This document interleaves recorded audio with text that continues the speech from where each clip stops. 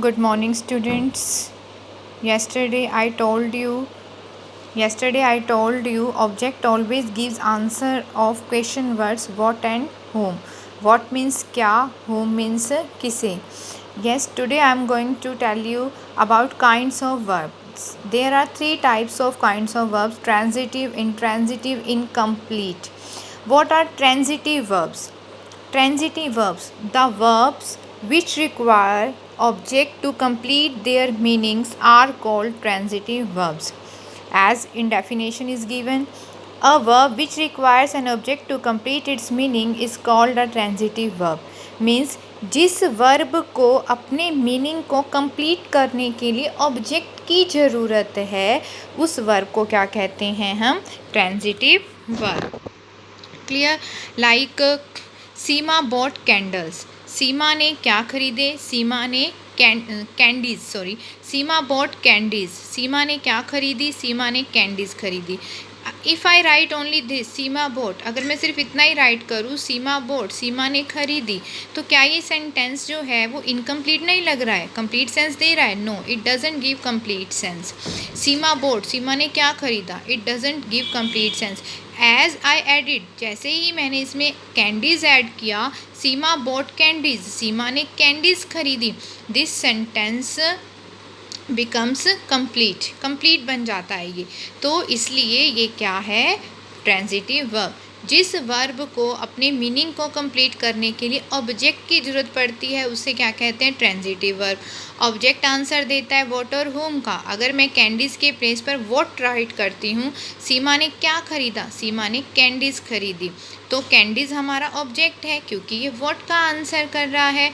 और जिस वर्ब को ऑब्जेक्ट की ज़रूरत होती है वो वर्ब ट्रांजिटिव वर्ब होती है. We see next example. The girl opened the door.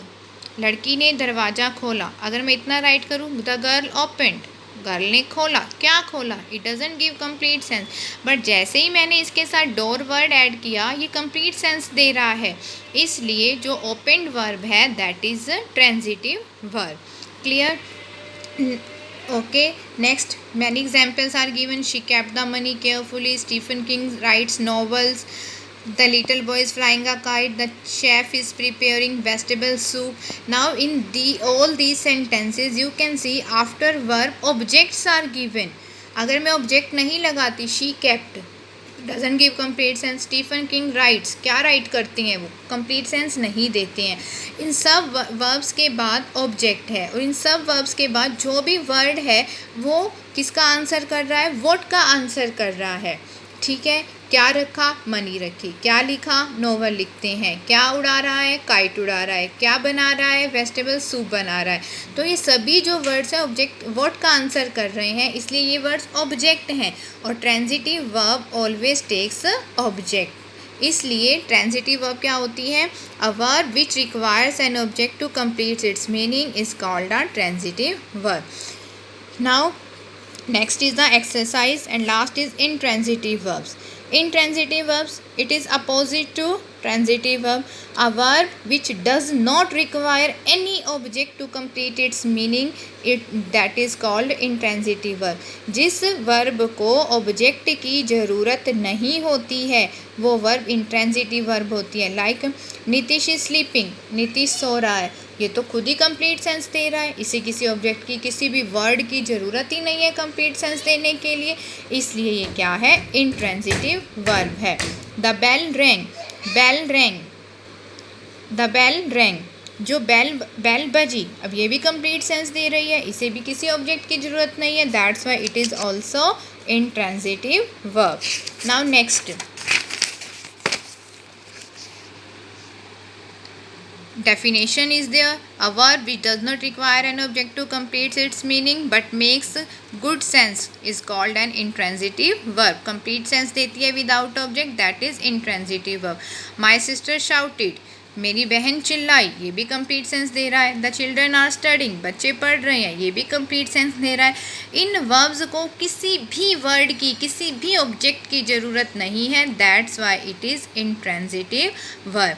Okay, so keep in mind transitive verbs require object. Transitive verbs को ऑब्जेक्ट की ज़रूरत पड़ती है, इन ट्रांजिटिव वर्ब को ऑब्जेक्ट की ज़रूरत नहीं पड़ती। एक चीज़ और आपने माइंड में रखनी है, ज़रूरी नहीं है कि जो वर्ब के बाद वर्ड है वो हमेशा वॉट और हुम का आंसर करता हो। अगर वॉट और हुम का आंसर करता है वर्ब के बाद जो वर्ड है, तभी वो वर्ब ट्रांजिटिव है, तभी वो हमारा ऑब्जेक्ट है। अदरवाइज अगर वो किसी और क्वेश्चन वर्ड का आंसर करता है, it means that verb is not transitive. I give you example, birds are flying, पक्षी उड़ रहे हैं। अब ये तो कंप्लीट सेंस दे रहा है, birds are flying in the sky.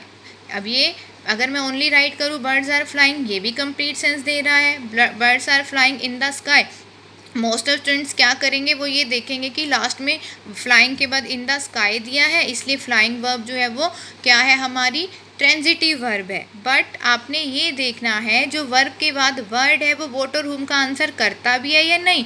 अगर मैं इन द स्काई के प्लेस पर वॉट या हुम रखती हूँ तो ये वॉट और हुम का आंसर नहीं करता, ये वेयर का आंसर करता है। तब भी हमारी जो आर फ्लाइंग वर्ब है वो इंट्रांजिटिव रहेगी। ट्रांजिटिव वर्ब के बाद जो वर्ड है, ऑब्जेक्ट है, वो हमेशा वॉट और हुम का आंसर करना चाहिए।